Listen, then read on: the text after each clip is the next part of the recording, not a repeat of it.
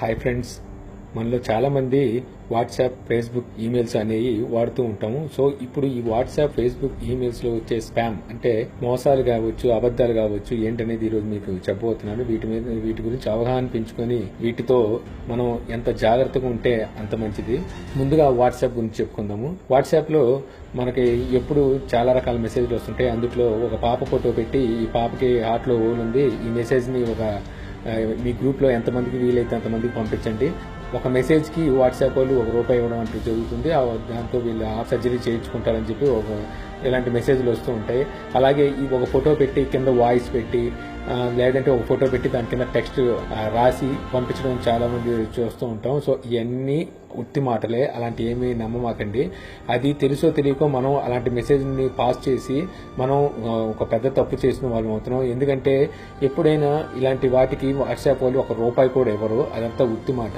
ఇప్పుడు ఎవరికైనా ఎవరి మీదైనా కోపం ఉంటే వాళ్ళ ఫోటోని ఫేస్బుక్ నుంచో లేకపోతే ఇంకోటి డౌన్లోడ్ చేసి ఆ పోస్ట్ ని కింద ఇలాగ ఈ పిల్ల ఒంట్లో బాగాలేదనో లేకపోతే ఈ పిల్లకి హార్ట్లో పోలుందో, తన ఇంజనీర్ చదువుతుంది, సో తనకి మీరు సహాయం చేయండి అనో, ఈ విధంగా మొత్తం అందరికి స్ప్రెడ్ చేసి వాళ్ళని అనవసరంగా పరుగు తీయడానికి అవసరం తప్పితే ఇది వేరేది ఏం కాదు. సో ఇలాంటివి ఏం నమ్మకండి. ఇంకోటి ఏంటంటే అమెజాన్ నుంచి, ఫ్లిప్కార్ట్ నుంచి, స్నాప్డీల్ నుంచి మీకు ₹1 పే చేస్తే మీకు ఫోన్ వస్తుంది.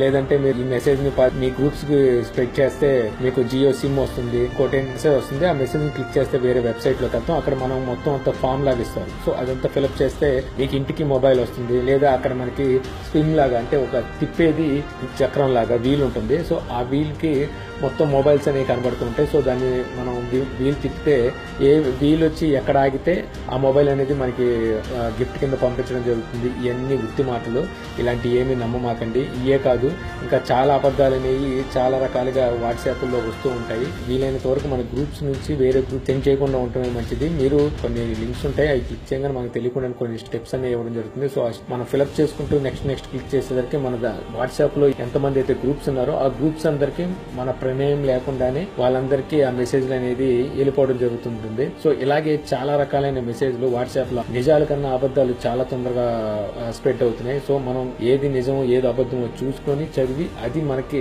అవసరం అనుకుంటేనే పాస్ చేయండి. లేకపోతే అలాంటివి ఎంకరేజ్ చేయమాకండి. ఎందుకంటే ఇలాంటివి మీరు చేసే కొద్దీ ఎంకరేజ్ చేసినట్టు అవుతుంది. దీనివల్ల ఇంకా ఇలాంటి స్కామ్లు ఇంకా చాలా మంది చేయడం జరుగుతుంది.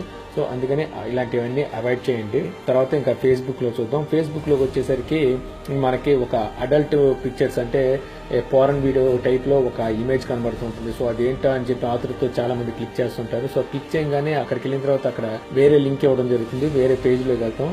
అక్కడ నుంచి ఒక పేజ్ ని లైక్ చేయండి, లేదా ఈ వీడియోని షేర్ చేయండి, లేకపోతే ఇంకోటి ఏదో ఉంటుంది. సో ఏది చేసినా సరే వెంటనే ఇమీడియట్ గా ఆ వీడియో తాలూకా ఏదైతే మీరు ఫస్ట్ చూసిన పోస్ట్ ఉందో ఆ పోస్ట్ మీకు ఎంతమంది అయితే గ్రూపులు ఉన్నారో లేకపోతే మీ ఫేస్బుక్ లో ఫ్రెండ్స్ అందరికి మీకు తెలియకుండానే షేర్ వెళ్ళిపోతుంది. దీనివల్ల మీ రిలేటివ్స్ లో, మీ ఫ్రెండ్ సర్కిల్లో మీ మీద చెడు అభిప్రాయం అనేది కలుగుతుంది. అందుకని ఇలాంటి వీడియోస్ కానీ, ఇలాంటి ఏదైనా అడల్ట్ కంటెంట్ సంబంధించినవి కానీ, ఇమేజెస్ కానీ ఏది వచ్చినా సరే క్లిక్ చేయమాకండి. మెయిన్ క్లిక్ చేయకండి. క్లిక్ చేయకుండా ఉంటే చాలు. ఇంకోటి వచ్చేసరికి కొత్తగా ఎవరైనా పేజ్ ఫేస్బుక్ లో కొత్తగా క్రియేట్ చేస్తే వాడు ఒకేసారి ఒక 100 ఐఫోన్లను లేకపోతే 100 మొబైల్స్ అను ఏదో ఒకటి పెడతాడు ఒక ఇమేజ్. చాలా మంది నాకు అర్థం కాదు ఏంటంటే ఎలా నమ్ముతారో అర్థం కాదు. వాడేమంటాడంటే ఈ ఇమేజ్ ని క్లిక్ చేసి, లైక్ చేసి, షేర్ చేసి మా పేజ్ ని లైక్ చేయండి, మీ ఫోన్ నెంబర్ కింద కామెంట్ బాక్స్ లో రాయండి, మీకు మేము మొబైల్ పంపించేస్తా ఉంటారు. అసలు మీరు ఇవన్నీ చాలా ఉత్తునే వాళ్ళ పేజ్ కి లైక్స్ రావడం కోసం ఈ ఇమేజ్ ని షేర్ చేసి వాళ్ళ పేజ్ కి లైకర్స్ ఎక్కువగా, ఫాలోవర్స్ ఎక్కువగా రావడం కోసం ఇవన్నీ చేస్తారు. ఇంకోటి ఏంటంటే ఇలాంటి వాళ్ళు ఏం చేస్తుంటారంటే ఎంతమంది లైకర్స్ ని పెంచుకుంటే ఆ పేజ్ కి అంత పాపులారిటీ పెరుగుతుంది. ఆ తర్వాత ఆ పేజ్ ని వేరే వాళ్ళకి అమ్మేస్తారనమాట. సో ఆల్రెడీ ఫాలోవర్స్ ఉన్నారు కాబట్టి ఆ పేజ్ ని కొనడానికి చాలా మంది ఉత్సాహం చూపిస్తారు. ఆ విధంగా కూడా ఈ పేజ్ ని అమ్మేస్తుంటారు. సో అందుకని ఇటువంటి మీరు నమ్మమాకండి. ఇక ఈమెయిల్స్ సంగతి చూద్దాం. ఇక ఈమెయిల్స్ లో వచ్చేసరికి స్పామ్ మెయిల్స్ అనేవి చాలా వస్తుంటాయి మనకి. అందులో మెయిన్ గా మనకి సిటీ బ్యాంక్ క్రెడిట్ కార్డ్ అనో లేకపోతే SBI క్రెడిట్ కార్డ్ అనో మీకంటూ ఇవ్వడం జరుగుతుంది. మీరు జస్ట్ ఈ లింక్ క్లిక్ చేసి ఇక్కడ డీటెయిల్స్ అనేది ఫిల్అప్ చేయండి అని చెప్పి ఇస్తుంటారు. మీరు పొరపాటున అయినా సరే ఆ లింక్ క్లిక్ చేసి అక్కడ మీ డీటెయిల్స్ అనేవి ఇవ్వమాకండి. అలా ఇచ్చినట్టయితే మీ అకౌంట్ ని హ్యాక్ చేయడం జరుగుతుంది. సో మీకు అలాంటి మెయిల్ ఏమైనా వస్తే ముందు ఒకసారి బ్యాంకుకి కాల్ చేసి కన్ఫర్మ్ చేసుకోండి.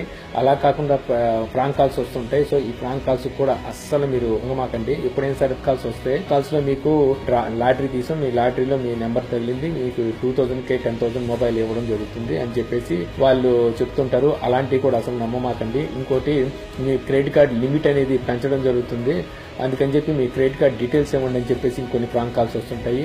సో అలాంటప్పుడు కూడా ఎప్పుడు అసలు అలాంటి చోట మీరు క్రెడిట్ కార్డ్ డీటెయిల్స్ కానివ్వండి, బ్యాంక్ డీటెయిల్స్ కానివ్వండి, అన్నోన్ పర్సన్ ఎప్పుడైనా కాల్ వచ్చినప్పుడు వాళ్ళకి అసలు ఆ డీటెయిల్స్ ఇవ్వకండి. ఎందుకంటే బ్యాంకు వాళ్ళు ఎప్పుడు ఈ డీటెయిల్స్ అనేది మిమ్మల్ని అడగరు. ఒకవేళ ఇలాంటిది ఏమైనా ఉంటే మీకు కాల్ చేసి దగ్గరలో ఉన్న బ్యాంకులో మీ డీటెయిల్స్ సబ్మిట్ చేసి అప్డేట్ చేసుకోమని చెప్తారే గానీ వాళ్ళు ఫోన్ లో ఎప్పటికీ మీ అకౌంట్ డీటెయిల్స్ ఎప్పుడు అడగరు. అందుకని ఎవరికి మీ పూర్తి అకౌంట్ డీటెయిల్స్ అనేవి ఎవరికి ఇవ్వమాకండి. అలాగే ఇప్పుడు వీటన్నిటిని కట్టడి చేయడం ఎలా తెలుసుకోవడం అనేది మన విచక్షణ మీద ఆధారపడి ఉంటుంది. ఏది నిజం ఏది అబద్ధం అనేది మనమే తెలుసుకోవాలి. ఒక పోస్ట్ గానీ లేదంటే ఒక మెసేజ్ గానీ మన దగ్గర వచ్చినప్పుడు అందులో ఎంతవరకు నిజం ఉంది అనేది మన విచక్షణ మీదే ఆధారపడి ఉంది. మనం ఒకసారి దాన్ని అనలైజ్ చేసుకొని ఆలోచిస్తే అందులో ఎంతవరకు నిజం ఉందనేది మనకు ఈజీగా అర్థమైపోతుంది. మనకు అంత టైం ఉండదు. జస్ట్ పోస్ట్ చూసామా వెంటనే నిజం ఉంటే ఉండొచ్చామని గబుక్కుని షేర్ చేస్తాం. ఎట్టి పరిస్థితులు చేయకండి. మెయిన్ గా మీరు చేసేది వాట్సాప్ లో ఒక ఫోటో పెట్టి కింద మెసేజ్ ఇస్తారో, లేకపోతే ఒక ఫోటో పెట్టి కింద లేడీ వాయిస్ కానీ ఒక జెంట్స్ వాయిస్ తో కానీ ఫొటోస్ సెండ్ చేయడం జరుగుతుంది. అటువంటి అలాంటివి మీరు అస్సలు షేర్ చేయకండి. మీరు అలాంటివి షేర్ చేసి అనవసరంగా వాళ్ళు చేసే తప్పులు మీరు పాలు పంచుకునే వాళ్ళు అవుతున్నారు. అటువంటి పని ఏం చేయమాకండి. వాట్సాప్ నుంచి ₹1 కూడా ఎవరికి వెళ్ళదు. ఎవరి మీదైనా కోపం ఉంటే వాళ్ళ ఫొటోస్ ని ఇలాగ పెట్టి వాళ్ళని అనవసరంగా వీధిలోకి లావడానికి చేసే పనులే తప్పితే ఇందులో ఎటువంటి ఉపయోగం లేదు. ఒకసారి ఎప్పుడైనా మెసేజ్లు వస్తే ఆ మెసేజ్లు మీరు పూర్తిగా చదివి అసలు అందులో ఎంతవరకు నిజం ఉందో చూసుకొని అవసరమైతే నవ్వుకొని వదిలేయండి. కానీ అసలు మీరు ఇలాంటి అనేది పాస్ చేయమాకండి. అసలు ఈ వీడియో కనుక మీకు నచ్చినట్లయితే లైక్ చేసి షేర్ చేయగలరు. అలాగే మీ సలహాలు సూచనలు ఏముంటే కింద కామెంట్ బాక్స్ లో ఇవ్వగలరు. జై హింద్.